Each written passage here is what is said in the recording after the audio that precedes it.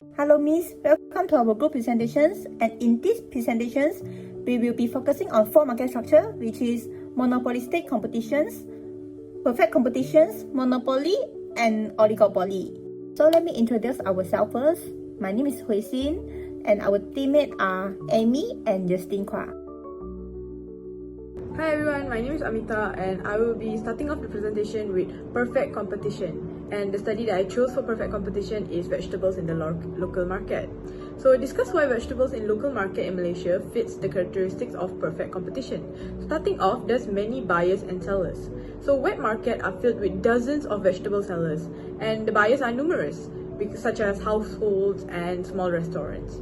An example, Chowkit Market KL, along with Jaya Grocer grocery store, which is a franchise which is located in most malls.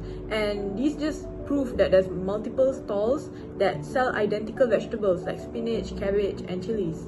Moving on to our next point, it's homogeneous identical goods. So vegetables like spinach, kailan, bok choy are almost the same regardless of seller. And this just proves that people will buy the vegetable from any seller because there's no uniqueness to the product, such as branding or differentiation. So buyers don't strongly prefer one seller over another because it's all the same to them. And next off, we have free entry and exit. Firms can freely enter or exit this market. Example, a farmer or a wholesaler can rent a stall and sell vegetables without a huge setup cost. So it's just easy as a snap of their finger if they would like to keep the store operating or close it down. Unlike having an actual big brand business company that has factories and other costs that you should take into account. Next off, we have price. Perfect competition are price takers. So no individual controls the price. Market price is determined by the overall supply and demand. So example, if the price ceiling for spinach per bundle is RM 150 and one seller raises the price of their spinach above RM 2 per bundle, buyers can immediately switch to another seller with the same product at a cheaper rate because it's binding. Because this is a collaboration with another topic, because in my belief, if the price ceiling is set at a certain amount, we should align with it when you're in a perfect competition. Because as mentioned, there's no uniqueness to the product. So if people see that certain brand selling like local vegetables at a higher price, they will probably alternate to a cheaper product because at the end of the day, it's still vegetables. There's no differentiation to them. And individual sellers cannot influence the market equilibrium. Moving on to our second question that we'll be covering is, if a seller in this market structure tries to raise prices, discuss the implications using perfect competition theory. So starting off, in competitive market, sellers are price takers, not price makers. If one vegetable seller increases their price, example, raises the cabbage from RM3 to RM4 ringgit per kg, while the market price is RM3, buyers will automatically switch to another stall because the goods are identical. There's no uniqueness to it and there's no differentiation to it. So buyers will always prioritize saving money. So of course, if there's no uniqueness or differentiation to the product, buyers will automatically switch to a cheaper product because they will still get the same value in return of the product. Next, the seller will lose customers immediately, as mentioned, leading to zero sales. And because there are many sellers and identical goods, no single seller has the market power to influence the demand. Thus, buyers and sellers must accept the price determined by the market. Okay, moving on to question 3. So, perform a comparison of short-run versus long-run equilibrium for vegetables in the local market using cost curves. Starting off with the short-run cost curve for vegetable sellers, a seller may make supernormal profit. What is that? Well, it's just enough profit to cover the cost while having a little left to spare. And this is only in the case if the price is above the average total cost. And they will be facing a loss if the price is below the average total cost but above the average variable cost. And as example, if vegetable demand is high during festive season, sellers can temporarily earn higher profits in the short run. Another example could be used as example, currently we're having Deepavali sales all around the place. So people can enter the market and make abundance of sale, and they can just leave the market the moment the festive season ends. Like, they don't have much cost to bear because it's free entry and exit market. Easy to enter, easy to leave. And as stated in the graph, the MR equals to AR equals to P, and it's above the average total cost, causing a a supernormal profit. So moving on to the second graph, which is long run equilibrium cost curve for vegetable sellers. If profit exists, new sellers will enter the market, the supply will increase, and the market price falls, causing the profit to shrink. But if losses exist, sellers exit the market and the supply will decrease, causing the market price to raise and the losses will reduce. So eventually firms will make normal profit only when P equals to average total cost at the minimum point. Moving on to the fourth question, report on how consumer surplus and producer surplus differ in this market compared to others. Consumer surplus is the difference between the highest price a consumer is willing to pay for a good or service and the price the consumer actually pays. While producer surplus is the difference between the lowest price at which a seller is willing to sell a good and services and the amount the seller is paid. So in perfect competition in the aspect of vegetables in local markets, they face a high consumer surplus. This is because since prices are low and competitive, consumers enjoy maximum benefit. Example, a buyer is willing to pay RM4 for tomatoes per kg, but the market price is RM3 per kg, which means the buyer only pays RM3 per kg, gaining RM1 consumer surplus. So in a way, the consumer will feel like they benefited from this because they were willing to pay more, but they paid less for the same product. So moving on to the producer surplus side, they face a low producer surplus. This is because sellers are price takers and must accept market price. And if the profit is high, new sellers will definitely enter the market, causing the supply to raise and prices to fall. In the long run, only normal profit remains, causing them just to be able to cover the production cost, also known as zero economic profit is attained. And producers cannot set higher prices to gain extra gains because producer supplies always will be on the low. Moving on to monopolistic competition, this study is based on matcha drink sellers. So first question is, discuss how product differentiation allows matcha drink sellers to compete in Malaysian market. So in monopolistic competition, firms compete not just on price, but also by differentiating their products, unlike perfect competition. And each brand creates a unique identity to attract customers. So the two brands that I like to compare is Nico Neko Matcha alongside with Tea Life. So what is Nico Neko Matcha? So they are accustomed to being special in their ceremonial grade premium strategy. So this positions itself as a premium artisanal brand, highlighting ceremonial grade matcha that is smooth, vibrant green and less bitter. So this promotes authenticity by connecting to Japanese tea culture, attracting health-conscious consumers and true matcha enthusiasts. Higher pricing reflects exclusivity, targeting customers willing to pay more for the quantity and authenticity. And for the second brand, it's Tea Life, which use culinary grade mass marketing strategy. And this adopts an everyday accessible approach by using culinary grade matcha, which has a stronger taste and blends well with milk, sugar and toppings to suit well for lattes or dessert. This keeps the matcha affordable through flavored lattes, as mentioned, smoothies and fraps, appealing to the mainstream market, and it focuses on a variety and affordable rather than authenticity. So it's really product differentiation. It's really subjective to the buyer if they're more health conscious or rather wanting something accessible that is for their lifestyle daily use. Moving on to the second question, perform a comparison of short-run profits versus the long-run equilibrium. Excess capacity using cost and revenue curves. So for short-run, if matcha demand rises, maybe inclusive to the health trend, Nico Neko can charge a higher premium for ceremonial matcha, causing them to earn supernormal profits.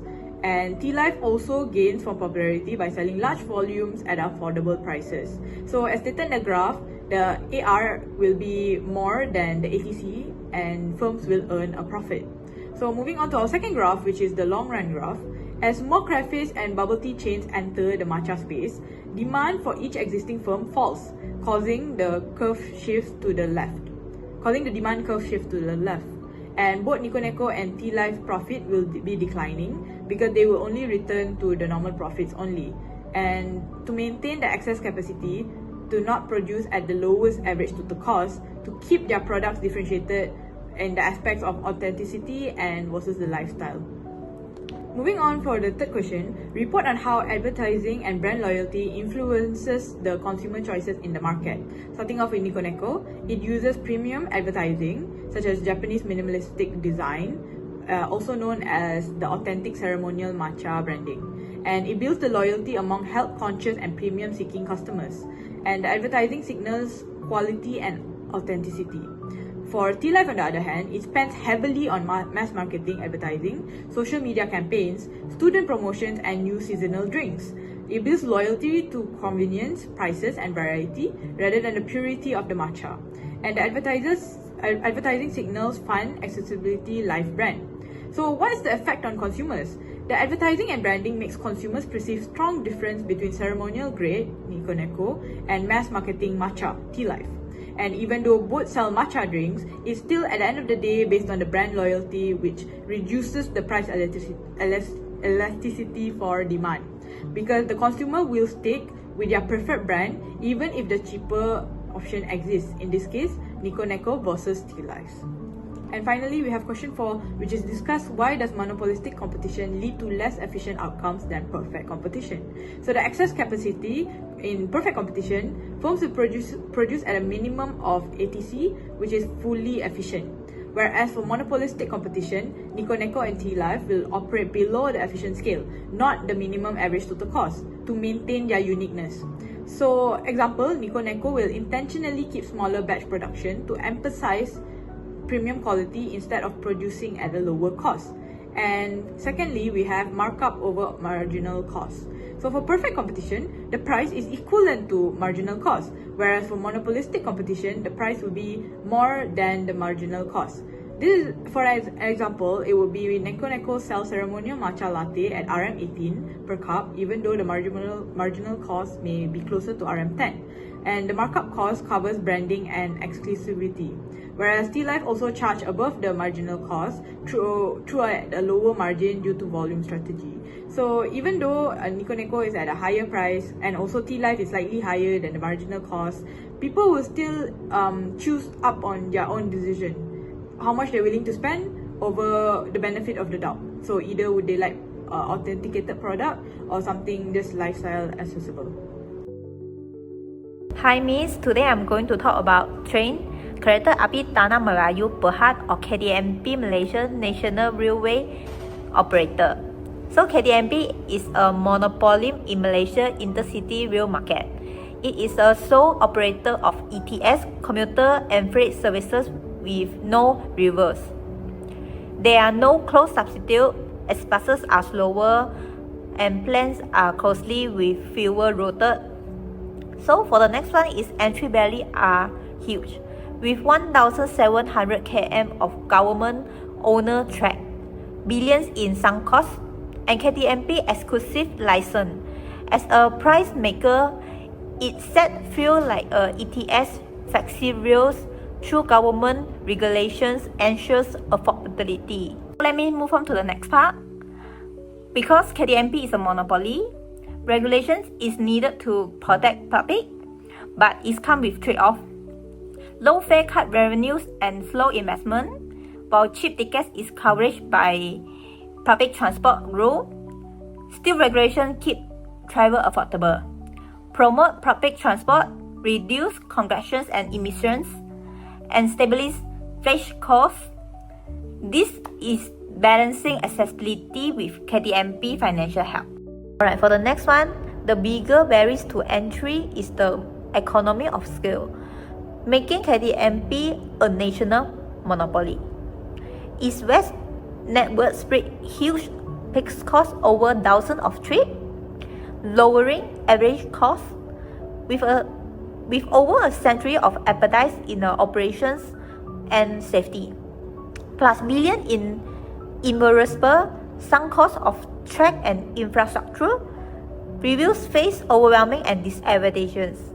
The result is that KTMP alone operate most efficiently monopoly positions. Like for the last part for me, KTMP increased revenues through price discriminations, offering different price for the same service. Platinum versus gold ticket and early bird versus last minute prices lets them charge more to business traveler with inelastic demands, while still serving price sensitive leisure traveler. This way, KTMP earn more without making real traveler uncomfortable. Hi, today we are looking at how Maxis operate within Malaysia telecommunication oligopoly. An oligopoly is a market dominated by a small number of large firms. Here, there's Maxis, GEE, Celcom and U-Mobile. In fact, the top 4 control over 90% of mobile subscriptions, showing extremely high market concentration. This dominance is protected by very high barriers to entry. New competitors would need enormous capital to build infrastructure like towers and networks. They would also face strict licensing controlled by the MCMC. The effectively shells existing players from new threats. Because there are so few firms, their strategies are deeply interdependent. Before Maxis changes any price, it must predict how DG or Celcom will react. This is why they focus heavily on non-price competition. Instead of competing on cost, Maxis emphasizes its brand strength, network coverage and service bundling. It uses loyalty programs to retain customers. And while they are rivals, these firms often cooperate silently to avoid damaging price wars. In short, Maxis thrives in a concentrated, regulated market where strategic behavior and brand value matter just as much as price. Alright, let's examine the strategic decision Maxis face using this payoff matrix with a competitor like DG's. Each company has a simple choice, either keep price stable or cut them. The best outcome for both is if they both keep price high, they maintain stable profit. We see that here as 100 for each. But there is temptations. If Maxis cut price while DG keeps theirs highs, Maxis gains significant market share and boosts its profit to 140, while DG dropped to 60. Of course, DG could be thinking the same thing. If they both cut price, it triggered a price war. Profit tumbled for everyone, down to 70 each. This is the worst mutual outcome. This situation is a classic prisoner dilemma. Each is tempted to cheat for individual gain, but corporation yield the best share result. The logical outcome, without communication, is actually that both cut price. This is the Nash equilibrium where neither can improve their position by changing strategy alone. But in reality, Maxis and its rivals are sophisticated. They avoid this trap. Instead of competing on price, they use long-term contracts, service bundling, and brand loyalty to differentiate themselves. They compete on quality and value, not just cost, to escape the dilemma. This metric shows the constant tension between competition and mutual interest that defines their strategy. So for the next part, in an oligopoly like Malaysia telecom sector, the government plays a crucial role as referee. This is done primarily through the MCMC, our communication regulator. The MCMC job is to keep the market fair. It controls who can play through licensing and spectrum allocation, ensuring no single company can dominate the airwaves. It also actively prevents anti-competitive behavior. This means monitoring for collusion, where companies might secretly agree on price, and stopping predatory pricing that could push out smaller players. A key initiative is promoting infrastructure sharing. Instead of each telco building its own 5G network, the government established Digital National Berhad (DNP), a single share wholesale network. This increased efficiency and speed up national rollout. Most importantly, the MCMC protects consumers. It ensures service quality, fair pricing, and transparent data plans. It also handles complaints and promotes digital inclusivity, making sure all Malaysians have access to reliable connectivity. So, while Maxis and others compete, they do so within a framework designed to keep the market fair for both business and user. So lastly, imagine a competitor shocks the market with a drastic 20% price cut. How would Maxis respond? Not with panic, but with strategy. First, they would recognize this cut is in the inelastic range of demand, meaning lower price won't significantly attract new customers. The competitor might just be scarcifying their own revenue. So, Maxis will wisely avoid a full price war. Matching the cut will destroy profitability for everyone. Instead, they will protect their margin and shift to what they do best, non-price competitions. Their response would be a targeted campaign highlighting superior 5G coverage and networking reliability, features customers truly value. They will push attractive value bundles, combining mobile, home broadband, and entertainment into single packages that increase customer loyalty. They will enhance Maxis rewards, offering executive benefits that cheap plans can't match. They might use limited time promotion on select plans to counter the move, but their core strategy would be to reinforce their premium brand image. The message is clear: we compete on quality and value, not just price. This disciplined approach protects their position without triggering a race to the bottom. Alright, so for the conclusion, the four market structures, perfect competition, monopolistic competition, monopoly, and oligopoly, each have their own unique characteristics. They influence how prices are set, how resources are allocated, and how both consumers and producers are affected. Perfect competition promotes efficiency and maximizes consumer welfare, but limits producer profit. While monopolistic competition offers variety and innovation, but creates some inefficiencies.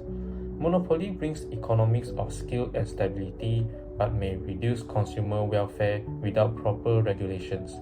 And lastly, for the oligopoly, shows how businesses are interdependent, where competition often comes with corporations. For the overall, these structures highlight the trade-off between efficiency, innovation, fairness, and regulations, which are important for shaping a balanced economy.